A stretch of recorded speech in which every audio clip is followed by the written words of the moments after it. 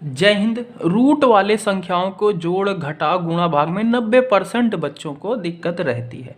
तो इस वीडियो को आप सही से देखिए।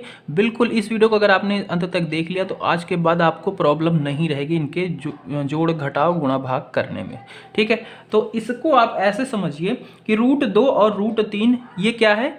इसको हम मान लेते हैं कि √2 का मतलब क्या है, घोड़ा है।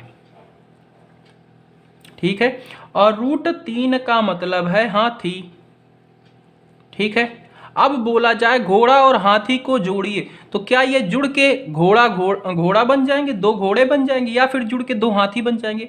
ऐसा तो होगा नहीं। ये क्या रहेंगे, दोनों जुड़ के दो, एक घोड़ा और एक हाथी ही रहेंगे। ठीक है, यहाँ पे एक भी नहीं लिखा, इसके सामने कुछ भी नहीं लिखा, इसका मतलब एक होता है। यहाँ पे क्या है, एक है। ठीक है, अगर नहीं लिखा फिर भी वहां पे एक होता है, बट हम लिखते नहीं है कि एक लिख दे। ठीक है, अगर ये लिखा गया है √2 इसका मतलब है दो घोड़ा। ठीक है, समझ गए? तो ये इसका मतलब समझ में आया कि ये और ये चीज अलग अलग है। इनको अगर जोड़ेंगे तो ये एक साथ नहीं जुड़ जाएंगे, इनको अलग अलग ही लिखना पड़ेगा। कि जैसे एक घोड़ा एक हाथी है, जोड़ेंगे तो दो घोड़ा नहीं हो जाएगा या दो हाथी नहीं हो जाएगा, एक घोड़ा और एक हाथी ही रहेगा। बात को समझना। ठीक है, तो इसका जवाब क्या आएगा, जोड़ने के बाद ये आएगा। इसी तरीके से ये क्या है, एक घोड़ा और एक घोड़ा, तो कितने घोड़े हो जाएंगे, दो घोड़ा। समझे बात को? ठीक है, इसी तरीके से ये वाला देखिए, इसमें क्या है, दो हाथी और एक हाथी, कितने हाथी हो जाएंगे, तीन हाथी हो जाएंगे। समझ में आई बात? बहुत ही आसान सी बात है, इसको ऐसे अगर आप समझते हो तो।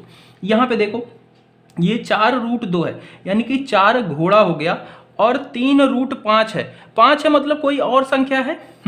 यहाँ पे कोई और चीज है, या फिर 5 ना मान के मैं इसको 3 ही मान लेता हूं ताकि आपको आसानी हो समझने में। ठीक है, 3 ही मान लेते हैं। ठीक है, तो ये 4 घोड़ा हो गया और 3 हाथी हो गया, तो जोड़ के कितने हो जाएंगे कुल? हाँ, क्या ये 7 घोड़ा हो जाएगा या 7 हाथी हो जाएगा? ऐसा तो होगा नहीं।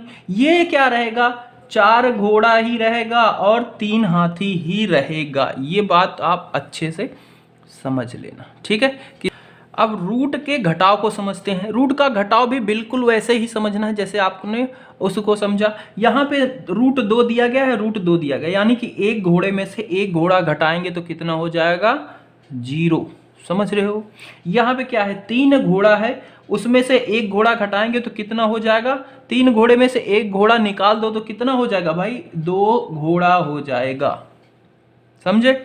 और यहां पे देखो तीसरा वाला, इसमें क्या है, 4 हाथी है और उसमें से 3 घोड़ा निकाल दो तो कितना बचेगा। तो भाई हाथी में से तो घोड़ा घटेगा ही नहीं ना, तो इसको क्या लिखेंगे, तब भी 4 हाथी और 3 घोड़ा ही रहेगा, क्योंकि ये घटेगा ही नहीं। इसका जवाब ऐसा ही लिखेंगे। समझ में आया? कोई दिक्कत? चलो आगे देखें।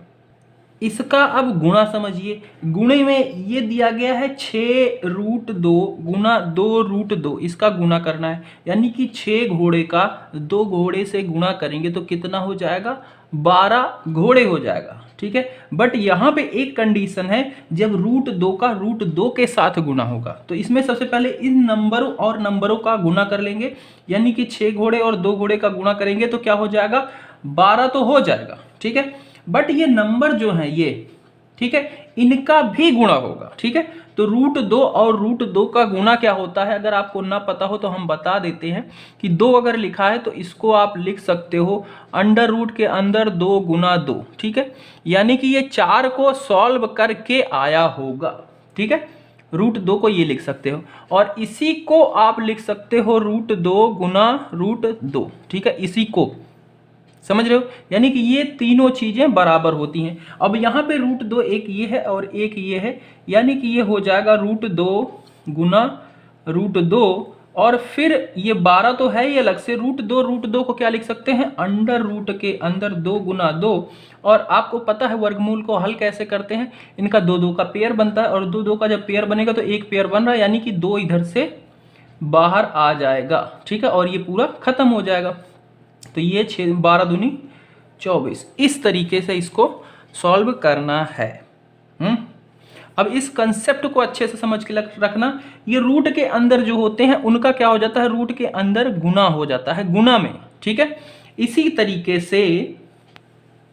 तरीके से अगर दिया गया है 5√2 गुना 4√3, तो इसको क्या, आपने √2 को जैसे घोड़ा माना था ना, मैंने इसको हाथी माना था, तो इसको अगर हम गुणा करते हैं तो 5 घोड़ा और 4 हाथी को गुणा करेंगे तो 4 पंचे 20, संख्या का तो गुणा हो जाएगा, बाकी जो रूट के अंदर है उनका रूट के अंदर ही गुणा कर देंगे, यानी कि √2 √3, तो ये 2 गुना 3 हो जाएगा। और ये रूट के अंदर इसको सॉल्व करेंगे, 2 गुना 3 बन रहा है, यानी कि इसका पेयर भी नहीं बन पा रहा है। जैसे कि यहाँ पे क्या था, 2 ही था तो पेयर बन गया, 2 बाहर आ गया, खत्म हो गया था रूट, पर यहाँ पे पेयर जोड़ा नहीं बन रहा है, तो इसको हम रूट के अंदर ही गुना करके लिख देंगे, 3 दूनी 6, यानी कि 20√6 आ जाएगा। इस तरीके से इसको समझ लेना। हाँ, एक उदाहरण और लेते हैं। मान लो √3 का गुना करना है 3√3 से, तो यहाँ पे क्या हो गया, ये क्या है, एक हाथी है और इसका 3 हाथी से गुना करना है, ठीक है। तो एक हाथी से 3 से करेंगे, यानी कि 3 एकम 3, तो संख्या जो बाहर थी उनका तो गुना होके 3 हो गया, बट जो रूट के अंदर है उनका भी गुना होगा, और उनका रूट के अंदर ही होता है, तो रूट के अंदर 3 गुना 3 लिख लेंगे। और पता है रूट को कैसे सॉल्व करते हैं, इनमें 2 का पेयर बनता है, तो अंदर तो √3 है, और यहां से जब 2 पेयर बन गया 3 का, तो 3 बाहर आ जाएगा, और ये 3 त्रिका 9 हो जाएगा।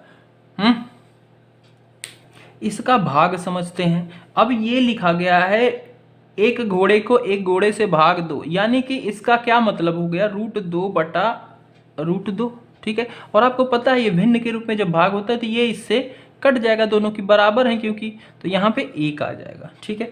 और अगर इस टाइप से दिया गया है, यहाँ पे रूट के अंदर सेम संख्याएं ही हैं, तो इसका क्या मतलब है, √2 √3 ऊपर है और √3 नीचे है, तो √3 से ये √3 कट गया, और यहाँ पे 2 बचा, 2 इसका जवाब हो जाएगा। और भाग में यहाँ पे देखिए ऐसा अगर दिया गया है तो इसका मतलब है 8√15 है, और नीचे क्या है, 2√3 है, तो जो बाहर संख्याएं हैं उससे आप बाहर की संख्याओं को काट सकते हैं। तो 2 से मैं 8 को काट सकता हूँ 4, नीचे यहाँ पे संख्या खत्म हो गई। अब यहाँ पे बची है 4, अंदर लिख सकता हूँ 15 को, 3 बच्चे 15, ठीक है।